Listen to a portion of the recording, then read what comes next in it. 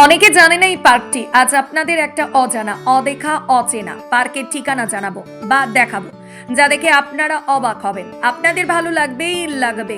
সত্যি এই এত স্বল্প জায়গার মধ্যে এমন একটা মনোরম কিউট ঝকঝকে চকচকে পার্ক গড়ে উঠবে আমাদের ভাবনার মধ্যে ছিল না। আসুন, খুব ভালো লাগবে আপনাদের। আর এত স্বল্প জায়গার মধ্যে এত সুন্দরভাবে মেনটেন করা এই পার্কটি আপনাদের তাকাতে বাধ্য করবেই।